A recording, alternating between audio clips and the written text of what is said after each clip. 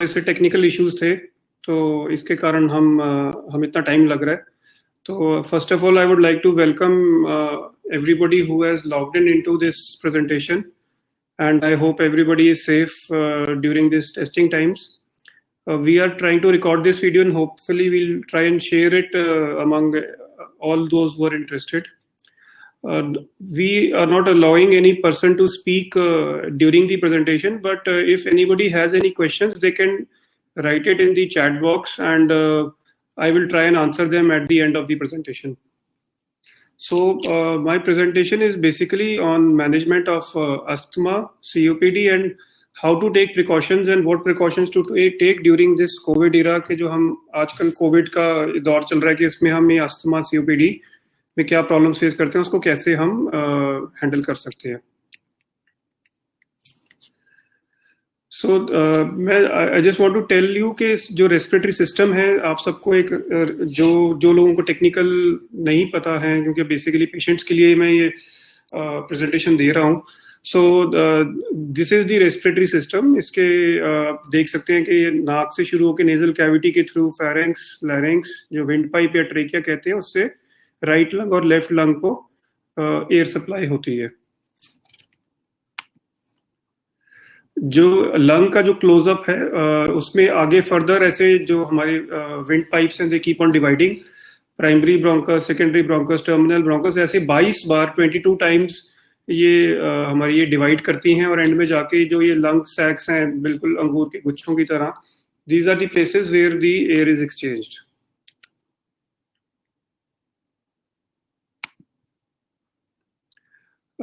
Respiratory diseases are very common worldwide, दुनिया भर में बहुत कॉमन है. और इंडिया का जो शेयर है रेस्पिरेटरी डिसऑर्डर्स में, that is very high, disproportionately high I would say. कि अगर दुनिया में जो इंडिया में जो डेथ्स हैं जो रेस्पिरेटरी डिजीजेस के कारण हैं, तो 30% of deaths in India are because of respiratory diseases, and you can say that 1 in every 3 deaths is because of a respiratory disease, which is 1 in 6 throughout the world. So this is a very high prevalence in India. The global burden of, if we talk about the global burden of diseases, इसमें जो especially about asthma, India में we have a very high ranking of asthma, and you can see that the last में जो prevalence है, मतलब कितनी फैलाव है इस बीमारी का, that is second. India मतलब कि second में, and it contributes 11% of asthma patients to the world. So that is a very big thing. और जो अस्थमा, सबसे उससे भी बड़ी बात, जो अस्थमा का कंट्रोल है और जो contribution of asthma to global death, 42% of asthma की डेथ्स इंडिया में होती हैं. सो दिस इज में इंडिया अनडिस्प्यूटेड नंबर 1 है. So this is a very actually bad sort of thing. What are the causes of asthma? आप सब देखते हैं, this is a very common sight. We can see lot of pollution, indoor जो चूल्हा cooking है, which has been associated lots of car pollution, industrial pollution, and all these are contributing to development of asthma. And these are some of the studies which have been done over the years, and it say that air pollution is the 5th largest killer in India, and I would say it is even more. So India has estimated 37 or 38 million asthmatics. और ये कहा जाता है, and there have been studies done from by Dr. S.K. Jindal, which included 1 lakh participants all over India, and they found that the INSEARCH study, it was named the INSEARCH study, and they found that 6% of India's population is suffering from asthma. And not only in adults, but बच्चों में भी it is a major cause of school and work absence. Asthma कि जो it is a multifactorial disease, मतलब कि इसमें genetic component भी है, फैमिली हिस्ट्री भी होती है, एनवायरमेंटल डिसऑर्डर, एनवायरमेंटल एक्सपोजर्स भी हैं. तो अस्थमा होता क्या? So let's talk about the ABC of asthma. एक नॉर्मल पर्सन में अगर हम कोई भी लंग लें और उसमें एक कोई भी विंड पाइप को काट के देखें कि वो कैसे लगती है, तो this is how it looks like a normal air tube. This is without asthma के, बिना अस्थमा के, बिना कि ये बिल्कुल नॉर्मल है. जो इसकी वॉल है ये नॉर्मल साइज की होती है और इतनी ज्यादा खुली जगह होती है जिसमें हम सांस ले सकते हैं. बट जिन पेशेंट्स को अस्थमा होता है जिसमें ट्यूब होती है, उसमें ये वॉल थिक हो जाती है, जो अंदर के जो सांस लेने की जगह है, जो ल्यूमेन है, that becomes blocked, that becomes small, and that is why we have difficulty in breathing. So इतना छोटा सा एक जगह रह जाती है जिसमें से हम सांस ले सकते हैं. So what are the symptoms of asthma? And you can see that the most common symptoms are breathlessness, सांस फूलना, खांसी, cough and chest tightness. और इसमें बड़ी खासियत है कि अस्थमा में कभी भी ऐसे नहीं होता कि सारा समय सांस फूलता रहता है.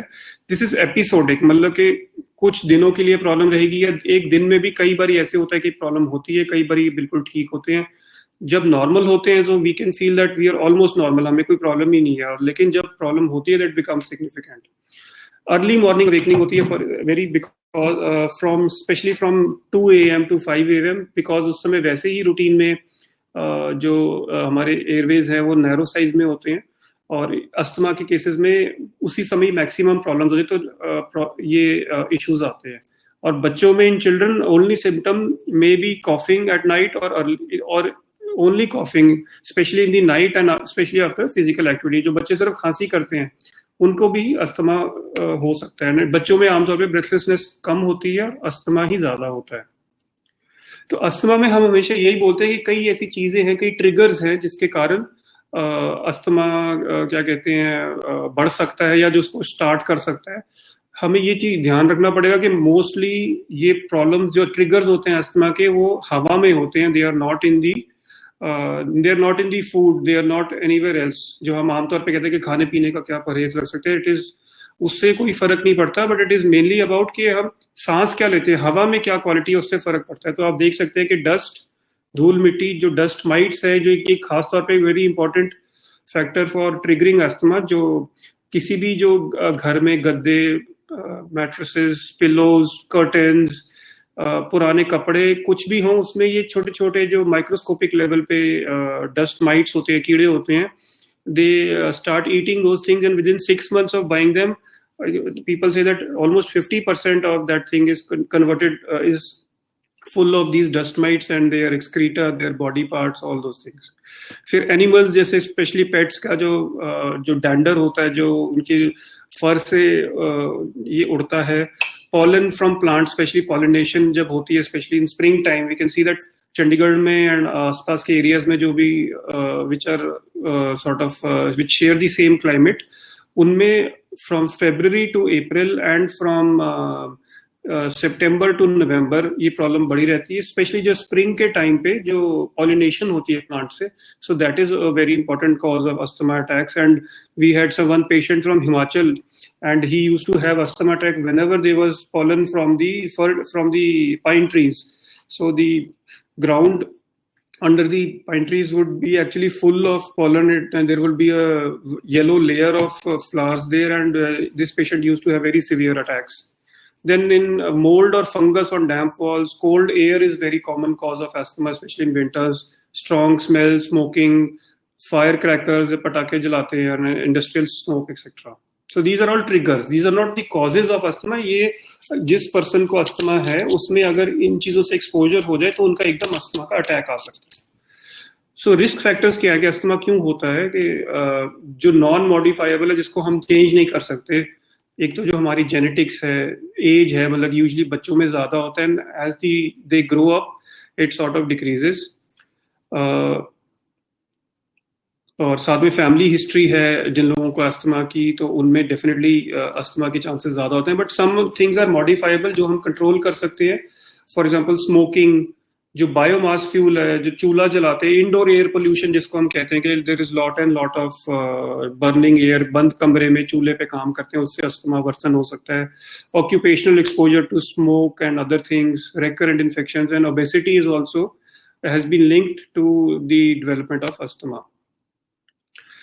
तो ये सब तो अस्थमा के बारे में था कि क्यों अस्थमा होता है. So as patient I think most important will be कि पेशेंट को ही इंटरेस्ट रहता है शायद कि मेरा अस्थमा डायग्नोज कैसे होगा, मैं हॉस्पिटल जाऊंगा, मेरे साथ क्या क्या टेस्ट होंगे, कितना टाइम लगेगा, कैसी ट्रीटमेंट शुरू होगी. सो अस्थमा को डायग्नोज करने के लिए there are 3 main steps: history taking, physical examination and lung function test. ठीक है, तो what questions will a doctor ask the patient, या डॉक्टर को क्या पूछना चाहिए पेशेंट को तो पेशेंट को भी एक्सपेक्टेड, अगर पेशेंट को पहले से पता है तो they can prepare, they can think about it कि डॉक्टर को क्या जवाब देना है। स्पेशली कि does the patient have a troublesome cough, जो परेशानी करने वाली खांसी है, स्पेशली जो रात को या सुबह उठते सार ज्यादा होती है। Does the patient cough after physical activity, especially बच्चों में जैसे भाग दौड़ करने से, खेलने से वो प्रॉब्लम बढ़ जाती है। अपने बच्चों के बराबर के जो एज के बच्चों के साथ क्या वो compete कर सकते हैं या नहीं कर सकते। Do patients have breathing problems during a season, और चेंज ऑफ सीजन के टाइम पर क्या वो इनको ये प्रॉब्लम आती है। जैसे मैंने बताया था कि फरवरी से अप्रैल और सितंबर से November is the peak season, जो नॉर्थ इंडिया का सीजन है, बिकॉज उस समय मैक्सिमम सीजनल चेंजेस होते हैं। हम पेशेंट्स बहुत बारी आके कहते हैं कि भी खांसी शुरू हुई और अंदर छाती में चलेगी। So do the patients cold go to the chest और take more than 10 days to resolve. कि अगर यूजली जो छोटी मोटी इन्फेक्शन है वो 5 से 6 दिन हफ्ते में ठीक हो जाती है, जो प्रॉब्लम 10 दिन से ज्यादा चल रही है वो definitely it has to be taken seriously. और कोई पेशेंट कोई ये मेडिसिन यूज करते हैं, जो इनहेलर है, ब्रोंकोडायलेटर है, उससे आपको फायदा होता है क्या?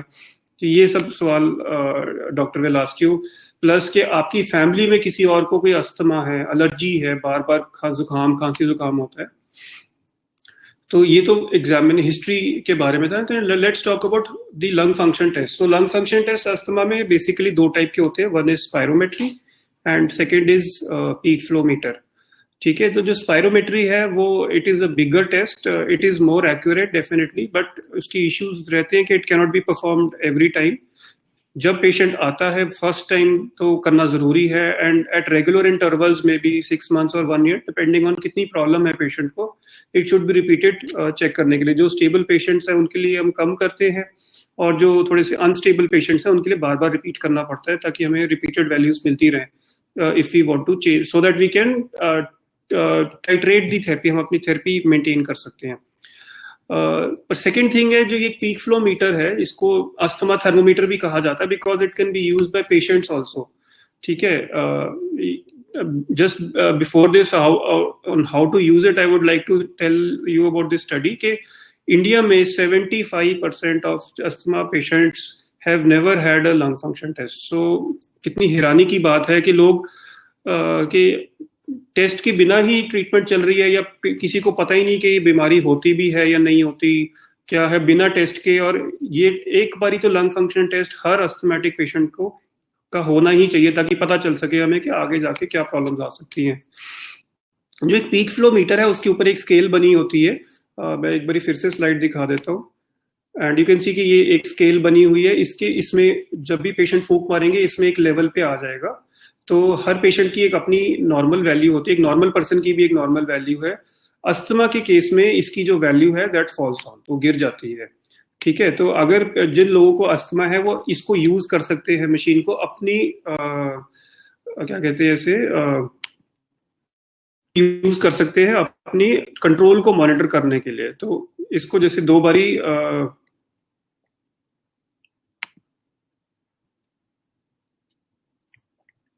तो कोई अटैक होने वाला है, कोई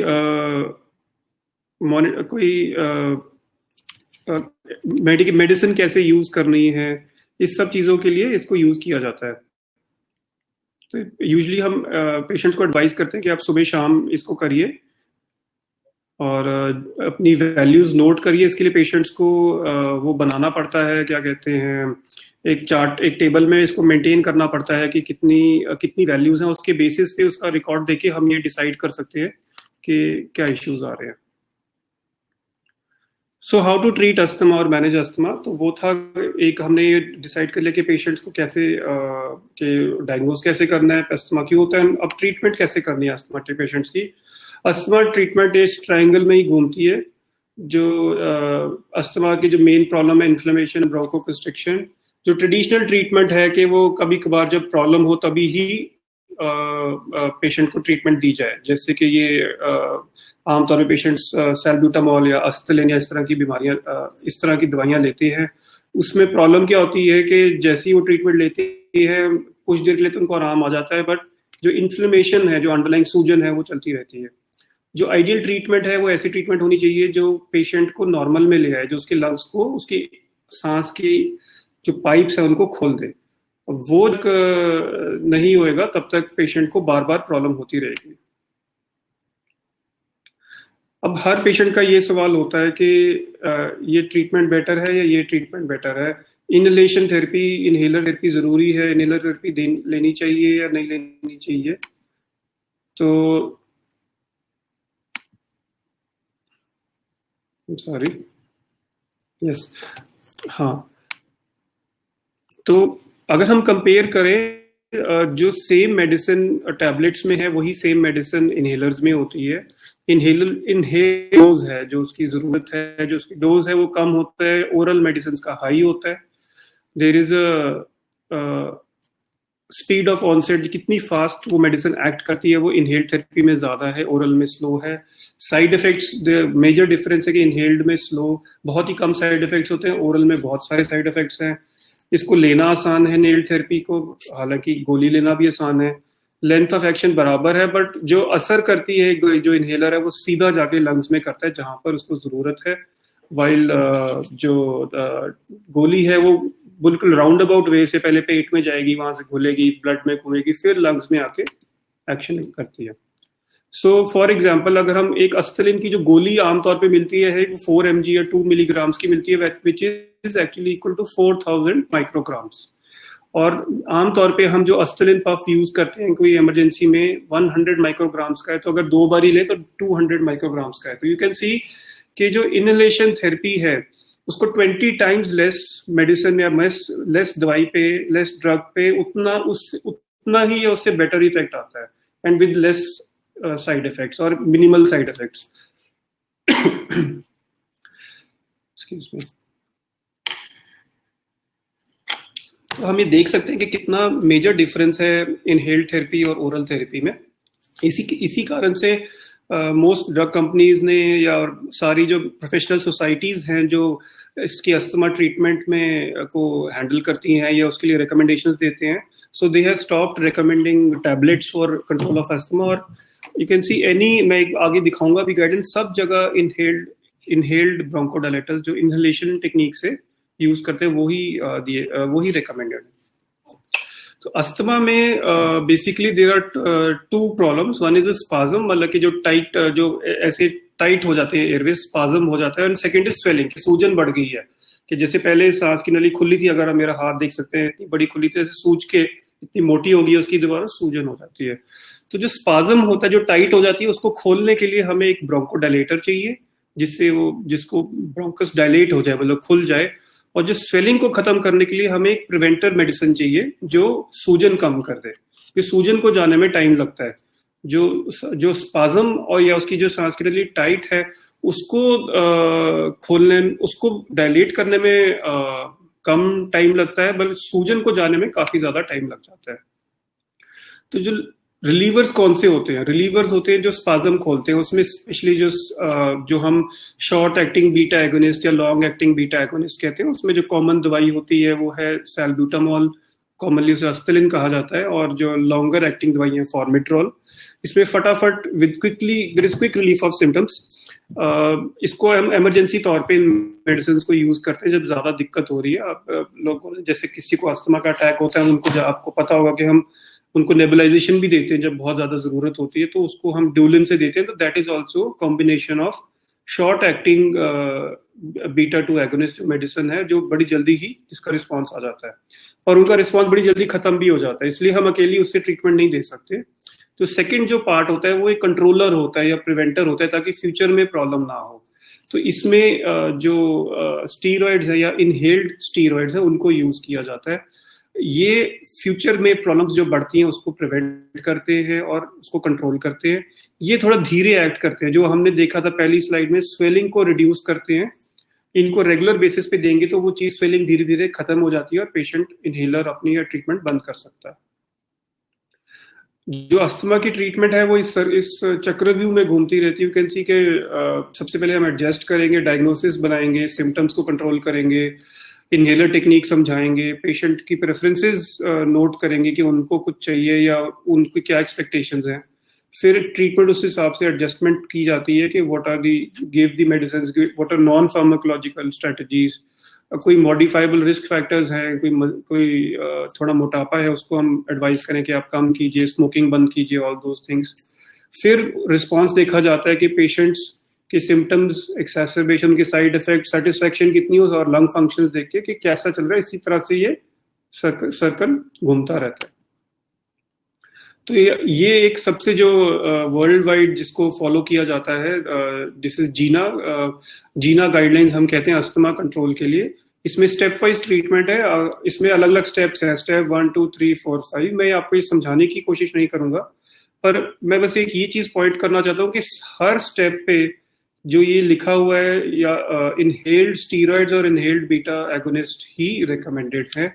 बिल्कुल लास्ट स्टेप पे जब बहुत ही ज्यादा प्रॉब्लम हो जाती है, पेशेंट बार बार हॉस्पिटल में एडमिट हो रहे हैं, बहुत ज्यादा सांस फूल रहा है, उस समय हम टैबलेट्स यूज कर सकते हैं, वो भी स्टीरॉइड्स की, ठीक है, बट कंसिडर साइड इफेक्ट्स। तो इसलिए बड़ी ध्यान से तरीके से इस दवाइयों का इस्तेमाल करें, या फिर जो नई मेडिसिन आई हैं, इंजेक्शन आए हैं अलग अलग तरीके, वो सिर्फ सीवियर डिजीज में यूज होते हैं। जो रूटीन डिजीज है जिसको हम कॉमन गार्डन वेराइटी अस्थमा कहते हैं, उसमें हम यूजुअली और इनहेलर, रूटीन इनहेलर्स ही इस्तेमाल करते हैं। सो हमने सपोज पेशेंट को सब कुछ शुरू कर दिया पर ट्रीटमेंट नहीं हो रही, पेशेंट को इम्प्रूवमेंट नहीं हो रही। So what is the problem? We have to see कि क्या इशू है। तो रीजंस क्या होते हैं? One is under diagnosis, second कि डायग्नोसिस नहीं बना, second non adherence with medication, कि पेशेंट ट्रीटमेंट ही नहीं ले रहे हैं, उसके कारण जो लेवल्स हैं स्टीरॉइड्स के वो कम हो रहे हैं बॉडी में, and the choice of inhaler device. तो जो कई बार इस तरह के इनहेलर्स होते हैं जो पेशेंट्स नहीं ले पाते ढंग से, उनको प्रॉब्लम होती है, एंड या उनको तरीका समझ भी नहीं आता लेना कैसे है। So what are the reasons for rejection of inhalation therapy? तो ये बड़ा कॉमनली हर डॉक्टर जो चेस्ट पेशेंट्स को देखता है और सबने देखा है कि पेशेंट्स ना इनहेलेशन थेरेपी को रिजेक्ट कर देते हैं। क्यों? तो पेशेंट की तरफ से ये फीडबैक स्टडी है कि पेशेंट्स ने क्या फीडबैक दिया कि क्यों वो रिजेक्ट करते हैं इनहेलेशन थेरेपी को। 47% पेशेंट्स ने, और लगभग हाफ पेशेंट्स ने ये कि सोशल स्टिग्मा उनको डिजीज या बीमारी से ज्यादा डराता है। 29% पेशेंट्स या 29% पेशेंट्स ने कहा कि एडिक्शन हो जाएगी इनहेलर वजह से। 27% कहते हैं कि उनको लगता है कि ओरल जो गोलियां हैं, सिरप है, टैबलेट्स है, वो बेटर है या इक्वली इफेक्टिव है। और 18% ये कहते हैं कि जी इनहेलर थेरेपी तो बहुत ज्यादा स्ट्रांग होती है। सो यू कैन सी कि कितनी वेरिएशन है कि सेम चीज पे अलग अलग पेशेंट अलग अलग बातें करते हैं। ये एक स्टडी थी कि 96 पेशेंट्स की, जिनको पूरी समझाया गया था कि इनहेलेशन थेरेपी कैसे ली जाती है, उनको मोटिवेट किया गया था। तो 3 महीने बाद उनको फिर बुलाया गया कि अब आप बताइए कि आपने ये ली या ना नहीं ली। हालांकि ये 1994 की स्टडी है, अब कहना मुश्किल है कि अब ये चीज लागू है या वेदर इट इज वैलिड और not, but still it is interesting to note कि 3 महीने बाद सिर्फ 40% लोग उसको कंटिन्यू कर रहे थे इनहेलेशन थेरेपी को। उसमें क्यों छोड़ दिया? अलग अलग रीजंस थे, social factors, difficult to use, के भी ये तो लास्ट रिजॉर्ट है कि सब कुछ बिल्कुल ही कंट्रोल नहीं होगा तभी लेंगे हम, या असर नहीं आ रहा, या आदत पड़ जाती है, महंगाई है। और बड़ी इंटरेस्टिंग बात है, कई लोग कह रहे हैं कि जी अपने इन लॉज से डर लगता है, या शादी होने वाली है शायद इसलिए हम नहीं लेना चाहते कि शादी में रुकावट ना आ जाए कहीं। और सो वेरी इंटरेस्टिंग रीजंस कि ऐसा क्यों हुआ।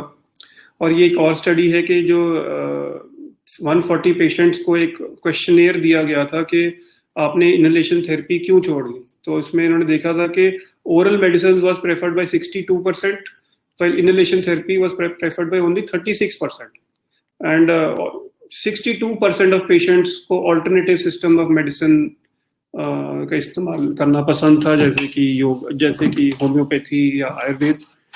उस पर हम नहीं बात करेंगे, हम अपनी प्योरली एलोपैथिक बातों पे फोकस करेंगे इस समय।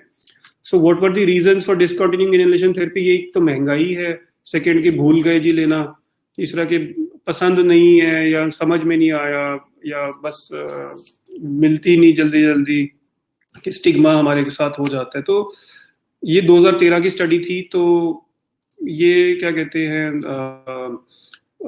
अभी तक बरकरार है। हमने देखा पहले 1994 की स्टडी थी और ये क्या कहते हैं 2014 की स्टडी थी। तो दैट वाज इन एडल्ट्स। अब हम बच्चों में देखें, बच्चों में क्या मिथ्स हैं, क्या लोगों के थॉट्स हैं इसके बारे में। तो बच्चों में देखा गया कि जो इनहेलर्स की क्या प्रॉब्लम, ये समझते हैं कि हैबिट फॉर्मिंग इनहेलर्स हैं, कि नाक और मुंह में ड्राइनेस कर देते हैं, इंटेलिजेंस की प्रॉब्लम क्रिएट कर देते हैं, कि फिजिकल एक्टिविटी कम कर जाते हैं। इस तरह की लोगों की अलग अलग धारणाएं हैं, जो मैं कहूँगा एक्चुअली में कि बिल्कुल गलत हैं। आमतौर पे पेशेंट्स को अगर हम अस्थमा बोल दें तो ऐसे घबरा जाते हैं पेशेंट्स की, अस्थमा, मुझे अस्थमा हो गया, क्या हो जाएगा, मैं खत्म हो जाऊंगा, इश्यूज आ जाएंगे। ठीक है, तो इस तरह की चीज़ों के लिए ऐसे कुछ नहीं होता। Asthma is purely allergic problem, treatable है, फुली ट्रीटेबल है। मोस्टली लोगों को कंफ्यूजन होती है सीओपीडी के साथ, जिसको हम हिंदी में काला दमा या काला अस्थमा कह सकते हैं। उसके बारे में भी थोड़ा सा इसके बाद बताऊंगा। ठीक है, तो अगर हमने किसी को कह दिया कि आपको अस्थमा है तो पेशेंट डर जाते हैं, अगर किसी को कह दिया एलर्जिक ब्रोंकाइटिस है तो वो खुश हो जाते हैं। तो ग्राउंड लेवल पे बिल्कुल एक ही चीज है, उन दोनों में कोई फर्क नहीं है। तो देयर इज नो डिफरेंस। तो इट इज जस्ट कि हम पेशेंट को कैसे समझाएं।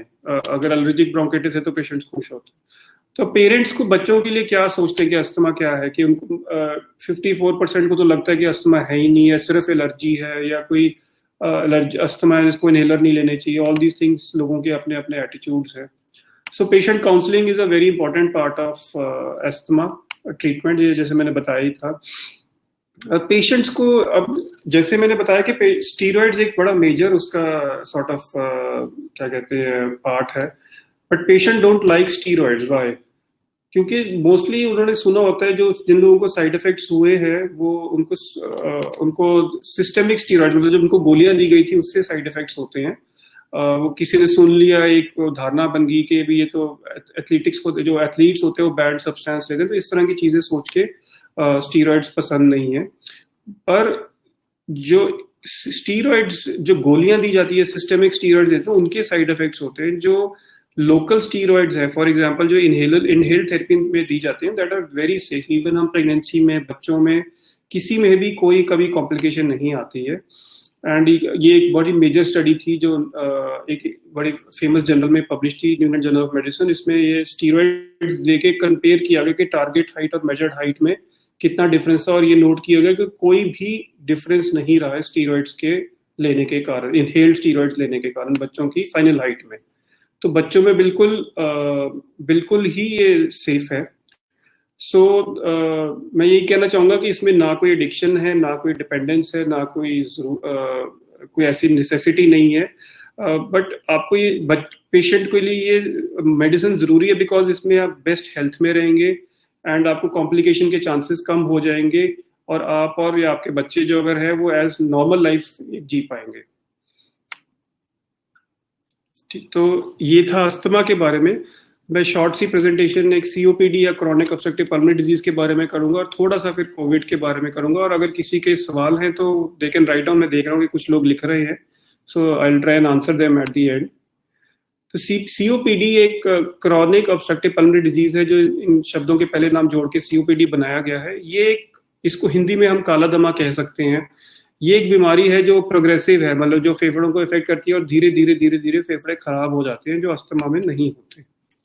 ये एक बहुत फैली हुई बीमारी है। It is the second leading cause of death in India. जो हम आमतौर पे सोचते हैं, जो दमा जिसको हम कहते हैं, जो हमने देखा होगा बुजुर्गों में होता है, स्मोकर्स में होता है, वो ये बीमारी होती है। ये अस्थमा नहीं होता, ये सीओपीडी बीमारी है। और ये ऑलमोस्ट 5.5 करोड़ लोगों को इंडिया में इफेक्ट करता है, और 8-9 लाख डेथ सिर्फ सीओपीडी के कारण ही होती हैं हर साल। इसमें अलग अलग तरह की बीमारियां हैं। इसमें हमें समझना पड़ेगा कि जो लंग्स के, हमने जैसे पहले भी फोटोज देखी थी, उसमें जो लंग्स का जो छोटे, अगर हम माइक्रोस्कोपिक स्ट्रक्चर देखें तो लंग्स में आगे जाके ये एयर सैक्स होते हैं, एक गुब्बारे होते हैं जिसमें एक्चुअली में एयर एक्सचेंज होती है। सीओपीडी में जो इनकी ये ऐसे गुब्बारे छोटे होने की जगह इनकी दीवारें टूट के बड़ी बड़ी कैविटीज बन जाती है, जिसमें से सांस लेना मुश्किल हो जाता है पेशेंट के लिए। मोस्ट कॉमन कॉज जो सीओपीडी का है वो है smoking, cigarette smoking, bidi smoking, hookah smoking, all types of smoking. इन चीजों से ये प्रॉब्लम होती है। और इरिटेंट्स हैं, chulha smoke, angithi smoke, air pollution, etcetera etcetera. Females में ये बहुत ही कॉमन है, जो इंडोर एयर पोल्यूशन, जो बंद कमरों में चूल्हों में आग जला के काम करती हैं। इसके सिम्टम कुछ कुछ कुछ तक अस्थमा से मिलते हैं, बट यूजुअली ये 40 ईयर्स 40 साल की एज के बाद शुरू होती है। और इसमें सिम्टम्स सांस लेना, बलगम आना, जो डेली बेसिस पे बलगम आना, जिसको हम क्रॉनिक कॉफ होती है, जिसको हम स्मोकर्स कॉफ कहते हैं, जो लोग सुबह स्मोकिंग करते हैं। और धीरे धीरे जैसे बीमारी बढ़ती है तो प्रॉब्लम बढ़ सकती है। मैं बस ये कहना चाहूंगा कि सीओपीडी का मतलब ये नहीं है कि जान खतरा में आ गया, खतरे में आ गई है, पर इट डिपेंडिंग ऑन सिवियरिटी की प्रॉब्लम कितनी है उसके बेसिस पे ये इश्यू होता है। कई बीमारियां माइल्ड होती हैं तो उसमें इतना घबराने की जरूरत नहीं होती, जो ज्यादा सीरियस होती है उसी में ही प्रॉब्लम होती है। इसके लिए भी जो डायग्नोसिस का टेस्ट है वो लंग फंक्शन टेस्ट या स्पायरोमेट्री या पल्मोनरी फंक्शन टेस्ट होता है। ये जिन पेशेंट्स ने कराया उनको डेफिनेटली पता है। जैसे पहले पीक फ्लो मीटर अस्थमा में इस्तेमाल करते थे, इस बीमारी में उसका कम रोल है। इसमें मेनली पीएफटी करना चाहिए। इसकी ट्रीटमेंट भी इनहेलर्स के बेसिस पे होती है, एंड इसमें अदर ट्रीटमेंट्स में गोलियां भी आती हैं, जैसे थियोफाइलिन्स होती हैं, वैक्सीनेशन, पल्मोनरी रिहैबिलिटेशन, और अगर ज्यादा हालत बिगड़ जाए तो ऑक्सीजन, और कई बारी सर्जरी भी इस चीज के लिए यूजफुल होती है। डिपेंड करता है कि किस तरह की बीमारी है। It is a very advance surgery, हर जगह अवेलेबल नहीं है। तो ये थी सीओपीडी के बारे में। एंड में सीओपीडी में बस मेन चीजें यही हैं कि स्मोकिंग बिल्कुल बंद करी जाए, कोई और धुएं से या किसी और चीज से जिससे प्रॉब्लम हो रही है उसको अवॉइड किया जाए, और इमरजेंसीज की तैयारी करी जाए। तो इस आजकल कोविड का प्रॉब्लम चल रही है, तो how to take care of your asthma and COPD and corona virus era. तो इसमें बेसिकली जो ट्रीटमेंट का तरीका है वो सेम रहता है। इसमें फोकस हैंड वॉशिंग पे, सोशल डिस्टेंसिंग पे ही रखना होता है। जो भी पेशेंट्स को अस्थमा और सीओपीडी है उनको ये ध्यान रखना चाहिए कि इन कोरोना वायरस के कारण इसमें एक्सेसरबेशंस हो सकती है, मतलब वर्सनिंग हो सकती है। तो अपने आप को जितना बचाव करके रखें, घर में रुकें, बाहर जाना जितना हो सकता है अवॉइड करें, सिर्फ जरूरी चीजों के लिए बाहर जाएं, क्योंकि नॉर्मल पर्सन में भी कोरोना हो सकता है बट चांसेस कम है, बट इन बीमारियों में कोरोना वायरस होने के चांसेस ज्यादा हैं। अदरवाइज ट्रीटमेंट की तौर अगर हम देखें तो इनहेलर्स बिल्कुल सेफ हैं, गोलियां बिल्कुल सेफ है इसमें लेना, उसमें कोई इशू नहीं आता। तो मैं जस्ट थोड़ा से आपको स्लाइड्स दिखाना चाहता हूँ कि कैसे हम हैंड्स वॉश और मास्क यूज कर सकते हैं ऐसे केस में। तो याद रखिएगा कि बेस्ट तरीका हैंड्स वॉश करने का सैनिटाइजर नहीं है, पर सोप एंड वाटर है। अगर आप सोप एंड वाटर से हैंड्स वॉश कर सकते हैं तो बेस्ट है, स्पेशली जब हाथ हमें दिख रहे हो कि गंदे हैं। अगर उस पर गंदे हैं, अगर मिट्टी लगी हुई है, कुछ लगा है, तो सैनिटाइजर नहीं वर्क करेगा। सैनिटाइजर तभी वर्क करेगा जब हमारे हाथ दिखते नहीं है कि वो गंदे हैं। पर ये फायदा तब होता है जब आप हॉस्पिटल्स में हैं, जब आप बार बार जरूरत पड़ रही है, इधर उधर जा रहे हैं, तब आप सैनिटाइजर यूज कर सकते हैं रेगुलर बेसिस पे। अपने हाथों को कब आपने वॉश करना है या सैनिटाइजर लेना है कि जब आपने खांसी करी है या छींक मारी है। व्हेन केयरिंग फॉर दी सिक, बूढ़े लोगों को जब भी ध्यान रखा जा रहा है तो सैनिटाइज करके ही उनके पास जाइए। खाने से पहले और ड्यूरिंग और आफ्टर फूड आप इसको अपने हाथों को धोइए। मैं स्पेशली कहना चाहता हूँ कि खाने में बनाने से पहले और खाने से पहले आपको सैनिटाइजर नहीं यूज करना चाहिए, because it is a chemical. इसमें सोप एंड वाटर से ही अपने हाथ साफ कीजिए, जैसे हम रूटीन में करते हैं। जो कोरोना वायरस है वो सोप से भी डिस्ट्रॉय हो जाता है। And after toilet use of course hands wash करने। जब हैंड्स डर्टी हैं, विजिबली डर्टी है, तब soap and water he use करना है। या एनिमल्स और एनिमल वेस्ट को आप हैंडल कर रहे हैं तो तब भी हैंड्स वॉश करने हैं। सेकेंड है कि मास्क कैसे यूज करना है, कि how to put on, use, take off and dispose of a mask. ठीक है, तो before putting on the mask पहले अपने हाथ को वॉश कीजिए या सैनिटाइजर से रब कीजिए। अगर आप सैनिटाइजर से कर रहे हैं तो at least 20 second, soap and water से कर रहे हैं तो एटलीस्ट 40 सेकेंड्स। उसके बाद cover your mouth and nose with the mask. ठीक है, and make sure there are no gaps. मतलब मास्क को पूरा ऐसे ढक के यहाँ से देखना है कि यहाँ पर गैप तो नहीं है, ऊपर गैप तो नहीं है। मास्क ठीक है, जब आपने यूज कर लिया, जब मास्क पहना हुआ है तो प्लीज उसे बार बार टच मत करिए। आदत होती है हमारी कि बार बार हाथों को टच करते रहते हैं, वो आपने अवॉइड करना है। फिर रिप्लेस, जब आप उतारे उसको, मास्क को उतार के उसको रिप्लेस कर दीजिए with a new one as soon as it is damp. जैसे गीला हो जाए इसका मतलब उसकी इफेक्ट खत्म हो गया, उसको डिस्कार्ड कर सकते हैं। ठीक है, उसको रिमूव करने के लिए पीछे से उतारिए, आगे से ना पकड़ के खींचो, और उसको इमीडिएटली डस्टबिन में फेंक दीजिए, और उसके बाद अपने सैनिटाइजर से या सोप एंड वाटर से हाथ धोइए। ये these are some dos and don'ts जब आप मेडिकल मास्क पहन रहे हैं, कि wash your hands before touching the, inspect the mask for tears, holes ये नहीं होना चाहिए। टॉप साइड देखनी है, एक टॉप साइड अगर सर्जिकल मास्क पहनते हैं उसमें एक स्टील का छोटा सा टुकड़ा होता है, दैट इज मेंट टू यहाँ से टाइट करने के लिए होता है नाक के ऊपर। कई पेशेंट्स को मैंने देखा है जो उल्टा पहनते हैं, उसको नीचे कर लेते हैं, वो गलत है, उसको ऊपर होना चाहिए और उसको टाइट कर लेना चाहिए ताकि यहाँ से कुछ जा ना सके अंदर। पूरा मुंह को अपना ढकिए। कई पेशेंट नाक को बाहर निकाल के रखते हैं, वो बिल्कुल गलत है। और अवॉइड उसको टच नहीं करना। बाकी जो वॉशिंग इंस्ट्रक्शंस मैंने बताई दी है। डू नॉट यूज रिप्ड फटा हुआ या डैम्प मास्क मत यूज कीजिए। Do not wear a loose mask. Do not touch the mask. और किसी से बात करने मास्क मत उतारिए, ठीक है।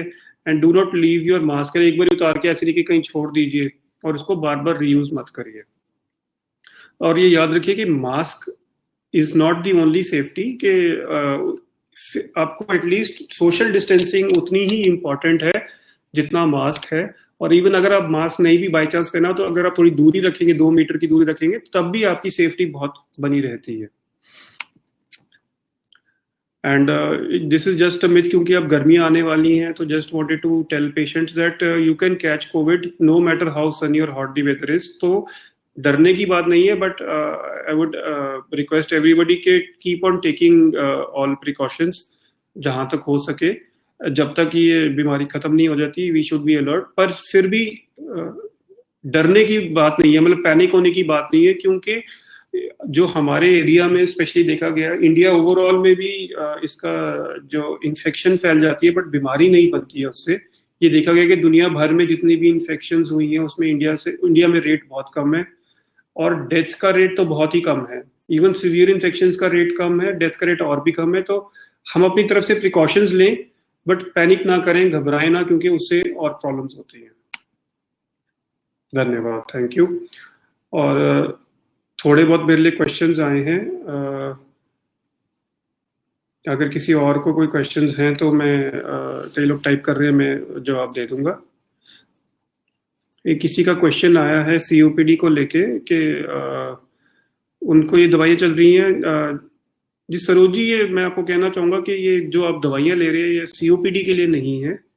ये कोई और दवाइयाँ लग रही है। ये आप हमें अगर फ़ोन पे कांटेक्ट कर सकते हैं तो दैट वुड बी बेटर।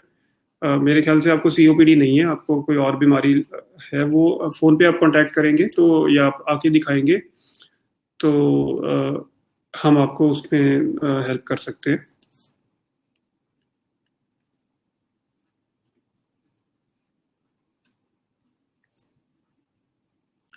तो अगर किसी के पास क्वेश्चंस हैं प्लीज़ भेज दीजिए। मैं अभी 2 मिनट हूँ यहाँ पर और आपके क्वेश्चंस का जवाब दे सकता हूँ। सबसे पहले तो मैं एक मैसेज ये ज़रूर देना चाहूँगा कि इन्हेलर से मत डरिए। जो इन्हेलर्स हैं वो क्या कहते हैं वो, they are very safe. They are the best medicine for both COPD and asthma. And I would suggest कि जो भी लोग हैं वो जिनको भी एडवाइस करी गई है ये चीज़, वो ज़रूर ये ले।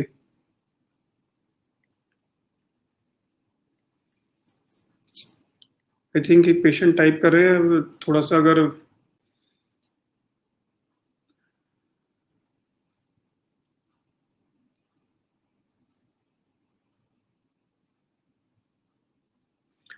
अगर किसी पेशेंट को कोई सवाल पूछने हैं तो आप नंबर नोट कर सकते हैं जिस पे आप कॉल करके पता कर सकते हैं, एंड मैं रिप्लाई कर दूंगा।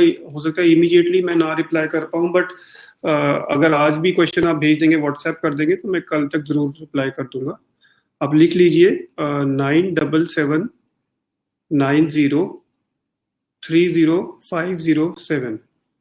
मैं फिर से बोल रहा हूँ 9779030507। और मैं यहाँ नंबर भी दे रहा हूँ 9779030507। ये हॉस्पिटल का नंबर है, मैं अपना पर्सनल नंबर नहीं शेयर करता, बट अगर आपको कोई प्रॉब्लम है, आप कुछ फॉलोअप चाहिए, आप कोई डिटेल्स चाहते हो, तो आप इस नंबर पर अपना व्हाट्सएप या पे मैसेज भेज सकते हो।